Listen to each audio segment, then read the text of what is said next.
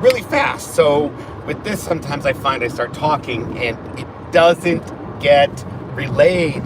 But I'm with my brother Jensen here. Served a mission in New York, City. New York City, and in New York City, he served ASL, which is super cool. Do you want to explain ASL for? ASL, American Sign Language. So deaf people who don't hear use sign language. That's awesome. So we're coming to you live from the Salt Lake City area. We are actually heading to surprise his sister, and I am here with their whole family. They have a whole herd. Like, they have literally a whole, I mean, like sometimes I even forget the kids' names. There's only 5 of us. There's only 5 of us. But so my friend Jensen here served a mission, and that's how his sister was also on a mission the same time he was on a mission, which was pretty cool. Yeah. And so that's how I started texting your parents, because you weren't allowed to call or text them, and I was doing that on a regular basis. And then your mom and I became best friends, and the rest is history. I was at his homecoming. I surprised him at the airport, but he doesn't remember. But I have it. I have it on video. That's because he doesn't like me. Okay, that's rude. I know, but no, he does. He's the bomb. So what I'm here to talk about. Actually, let's talk before we get to the actual subject at hand. What did you love about serving a mission? The things that I learned. So, serving a mission is great because of like your exposure to people and meeting people and serving the Lord. But what I loved most was just the things that I learned about the nature of God, the nature of Christ, why covenants matter, why wearing the temple garment matters, everything like that. Like, so just I think it's interesting that you brought that up, because last General Conference, I heard them talk about temple garments over and over and over again. Yeah. And that was something that we didn't talk about before. Right. You know, so not as much as we do now. Anyway. No. Yeah, so I think there's a lot of misconceptions out there, and I think the church is trying to change those. Wouldn't you agree? Yeah. Because, I always say the car you drove when I got my license may not be the car I'm driving now 35 years later. So, so that's... Okay, so driving out here, I made a mistake. I was wrong about something, and I felt horrible about it, because it was Jensen who brought it up to me. I am not... That's the whole purpose of this YouTube channel, is to share and learn. And a lot of you know that I'm dyslexic in doing. And with that being said, I am adamant that I'm not going to get it right. I mispronounce names all the time. I'm still green. The one thing I do love about about being a member of the church is we don't just study the Bible. We have to study the Book of Mormon. We have to study the Pearl of Great Price. We have to study Doctrine and Covenants. We have to study conference talks. We have to study, there's like, the list is endless. And with that being said... How much information is there? Like, yeah. A lot of info. Jensen's right. There's a lot of info. Because I was mortified. I'm going to get to this in a little bit. When I got this incorrect, and I thought it was in a live video, and Jensen informed me that it was... Nah, just a story. It was a story that I shared on my Instagram feed, and I was like, how could I... But then again, you all saw what had happened, where I showed up at the wrong temple, and I was 5 hours away, and I was just really stressed over that journey, if you may. Or I think another thing was, I felt like the adversary was after me. And trying to put those blocks. What have you experienced with the adversary, Jensen? Like him trying to be sneaky, or? That's a good question. It's okay. You can think about it. I gotta think about it. Yeah, and or how about maybe something stopping you from not going on your mission? Or wasn't there a story, I forget? Well, so I went on a mission because I felt like because I was afraid of what everyone else would think if I didn't go on a mission, right? I did not know this. Like it was just expected, right? So, I come from a big family, big surprise, right? My mom's the youngest of 8 kids, and so on that side of the family, I'm number 19 out of 27 grandchildren. Yeah. And so I have a lot of older cousins who had already served missions and were currently on mission, like as I was growing up or whatever. So I had an aunt, or just my aunts and uncles and cousins, like just as they would talk to me, they'd say, okay, so-and-so's on his mission and she's leaving now, and when she's back, then you'll go, and then unless he goes or she goes. And so it was just, it was just the way that people talk. It's just expected that when I graduate high school, I go on a mission. So that's why I went. Thank goodness, I stayed on a mission for different reasons because of everything that I was learning, everything that I was experiencing. But that's why I went. Yeah. Was just because it was expected, which is not the best reason to go. But I went. Developed a testimony though on the mission. Yeah. You baptized people. You got to, drive your mission president's car or something. That is true. I did. That was your first Tesla, I think, right? First Tesla. So, I have a photographic memory, but when it comes to names and places, sometimes I get confused. And And here's the thing, like forgetting a name like that or going to the wrong temple, maybe in and of itself isn't a huge thing, but if it keeps happening again and again, like sometimes it can build up and can be like, wow, I really feel green. Okay, so this is what I did. This is the first thing I did was when I was in Missouri, you want to tell this? I was in Missouri and I was in Liberty, Missouri, and I had said this is where Joseph Smith was assassinated.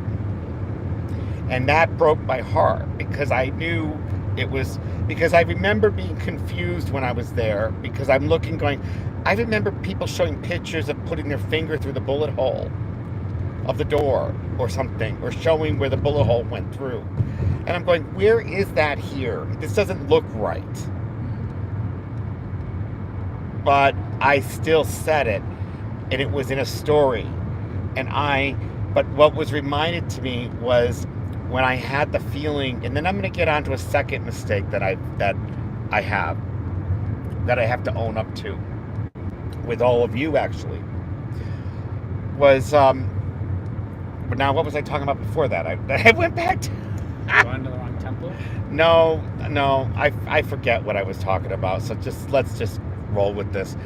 The second mistake that I have, and I know it's not, so this is not going to be the first time that this is going to happen, and it's definitely not going to be the last, because I'm green, I'm learning, we're all green. Right. So if we mess up, we need to give somebody the benefit of the doubt, or if we don't believe if we think they're, in my case, I think it's naive. I think of a story of a returning missionary, Sister Swanson. She allows me to share this story from St. Paulo, Brazil. She said to me, she wrote a little excerpt in my book. I loved serving with Dennis, blah, blah, blah. I had this many convert baptisms because of this or whatever. And then she said, I was homophobic before meeting him. And I said to her, Sister Swanson, can we change this to I was naive? Because I don't want you to start having a family and having them read in print that their mom was homophobic when you were just naive. And how does that feel to you, Jensen? You can be honest. Well, okay, wait, ask your question again. So, Sister Swanson used the word homophobic, and I said, you don't have to write that in my book. We can change it to naive. And she goes, what's the difference? And I said, well, you were naive because you didn't know that, I don't think she was homophobic. I just think she was young and naive because she's still learning. I mean, maybe. Does that make sense? I mean, I'm naive in a lot of areas, and people call me homophobic for it, but... And you're the opposite of homophobic. I mean, he's like a huge ally, but... I try to be compassionate and everything. Yeah. I'm not perfect. Nobody's perfect. Nobody's perfect. I mean, I have friends, I have, people from my mission. I have people from high school. I have family members who are part of the LGBTQ community. And I think, the word that's been on my mind a lot recently is compassion. Like, just trying to be... Like what Jesus... compassionate. Like... That's important. Because that's exactly what our Savior would do. And I think you brought up a really good point. I mean, but I too can be judgmental. I get it. We were talking about that before I went live. And I wasn't even planning on sharing this. I invited the Spirit. Actually, you were a part of that, because I said I always say a prayer before I start, and I started crying almost twice in the prayer. Almost twice. Because I felt the Spirit. And that's my goal. Okay, number 2 that I've made with you guys. And you know what? I can actually look at you because I'm not driving. It's him. So I can see if there's comments. Where before I was like, I'm sorry, I can't reply to comments. Let us know your thoughts on this too. But the other thing is, I'm really trying to streamline my video editing. I have so much footage. I have like 20 hours worth of footage that needs editing from just drive out here. And now I'm overwhelmed with where is this, where's that, where's this video. So I downloaded this software that I was trying for a month. It was $60. It was AI. It edited my videos for me, but it cloned my voice. So what it did was I had to send it a recording saying, and then it started pronouncing things. I'll explain that in a second. I had to say, my name is Dennis Schleicher, and I give this company, blah, blah, blah, permission to use my voice. That's all I had to say. And when I first listened to it, I'm like, oh, this is amazing. This is perfect, the pronunciations. But then every now and then it would pronounce Lehi as Lehi, or Nephi or Nephi. It really made That's how you say it in Spanish. The names. So that's how you say it in Spanish. So it's different, but it really messed up. And I had people commenting saying, I can't listen to this because of that way it's, whatever. And I just was like, oh my God. But in one way, it would say Lehi right, and then it would say Lehi or Moroni or Matt. I mean, and then it wouldn't. So I haven't figured that part out with that software. So I don't know what to do. But that's why I need a team. But I don't want to come across as not being educated, because I am. I just am a little overwhelmed. And I'm green and I'm learning. I was telling him at the gas station, I never thought I would be this. And I said, it's a lot of work. Do you have a lot of friends that, the number one thing people say they want to be when they grow up in schools is a content creator or influencer? It's a lot of work. It's a lot of work. I said, let me buy your soda today. Not to say work is bad. No. It's a lot of work. Yeah, it is. It is a lot. And people get burnt out. So I'm trying not to. So heading south to Utah. We're going, I forget where we're going. St. George. Okay. So, but yes, so this is so beautiful. Passing through, but just to see the mountains and everything, I love it. But I've been seeing that for a few days. So any other words of wisdom about when people mess up? Compassion. Yep. What do you think? Compassion is important. And I am forever grateful for all of you and your understanding. And those that do know me know this is not going to be the last time I mess up.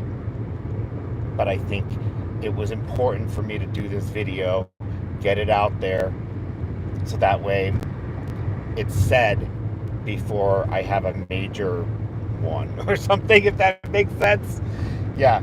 So I'm gonna go back to spending some time with my brother here and brother Wood, and then I just want to say, if there's anything else you want to say, go for it. Make good choices. Make good choices. Choose the right. CTR. Don't do drugs.